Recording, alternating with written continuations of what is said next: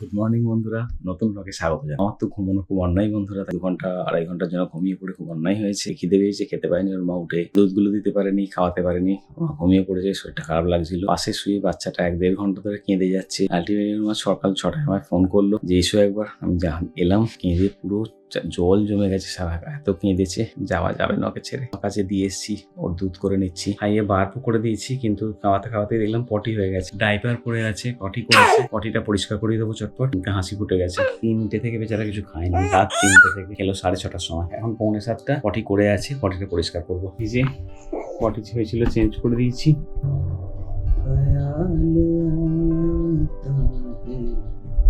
বাবাটাকে বড্ড ভালোবাসে, শুয়ে এক নাগারে কেঁদে যাচ্ছিল। বাবা নেওয়ার পরেই কাঁদা প্রচুর। তারপর বাবার দিকে তাকিয়ে বোঝালো যে আমার খিদে পেয়েছে। আমি দুধ গুললাম, খাওয়ালাম, ঠাম্মাটায় কতক্ষণ ছিল দুধগুলো অবধি। পটি হলো, পটি পরিষ্কার করে দিলাম, চেঞ্জ করে দিলাম, তারপর বাকি দুধটা খেয়ে নিল।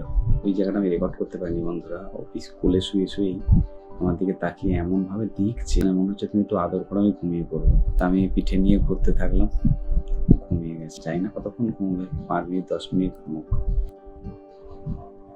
তোমরাও দেখলে বন্ধুরা, ও ঘুমিয়ে পড়েছে। ও ঘুমিয়েই পড়েছিল সুন্দর করে। আমি পড়াতে চলে এসেছি, ওকে প্যান্ট সব পরিয়ে দিয়ে এসেছিলাম, তোমরা দেখেছো, চেঞ্জ করে দিলাম, কিন্তু পটিটা খুব বেশি হয়নি। তখন আমি পড়াতে চলে এসেছি ওকে, মানে এবারে পড়াতে চলে এসেছি ওকে ঘুম পাড়িয়ে। আমি বেশ কিছুক্ষণ পড়ানোর মধ্যে যেরকম এনগেজ হয়ে গেলে যেটা হয়, পুরো বিজি হয়ে গেছি, বুঝতে পারেন। প্রায় 40 মিনিট পর ওর কাছে গেলাম, যাই না, গিয়ে দেখলাম কতক্ষণ হয়ে গেছে। না, আমার অন্যায় হয়েছে, 5-10 মিনিট অন্তর যাওয়া উচিত ছিল। গিয়ে দেখলাম হিসু করেছে, ভাবলাম পুরো পিট ভিজে একদম। দেখলাম পটি করেছে, পটিটা ভালো হয়েছে। এবার চুপ করে জেগে শুয়েছিল, ওটা ছলছল করছে কিন্তু কাঁদেনি।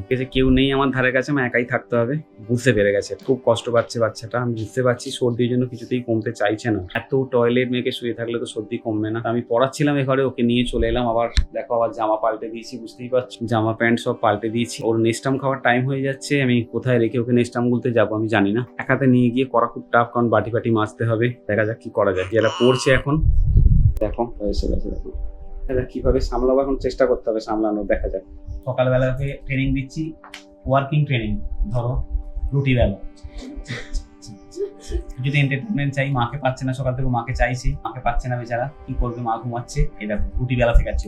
এরম ধরবে, বেলুনটা আমার ধরবে, হ্যাঁ দেখে নিচ্ছ, বেলুনটা আমার ধরবে, ধরে এইরকম করে বেলবে, তিরিং তিরিং। হচ্ছে রুটি বেলাটা দেখো, ওটা মানে ভালো রুটি বেল ব্যথা করবে। তুমি যেরকম করলে অস্ট্রেলিয়ার ম্যাপ হয়ে যাও, কিন্তু হবে না। ও মোটামুটি গোল বানাতে পারবে আশা করি। তোমার তো বললাম বন্ধুরা, মায়ের শরীরটা খারাপ লাগছে, উঠতে পারছিল না। ওর মা উঠে পড়েছে, এটা আনন্দের বিষয়। নেস্টামটা বলছিলাম, নিচে ঠাম্মার কাছেও ছিল, নেস্টামটা গুলে দিয়েছি। মা নামতেই বাচ্চাটা পুরো মাকে জড়িয়ে ধরে আদর করলো। আর মা ব্রেস্ট মিল্ক খাওয়াচ্ছে, একটু পরে নেস্টাম খাওয়ানো, অসুবিধা নেই। মাকে পেয়েছে, আমি হ্যাপি, প্রচন্ড হ্যাপি।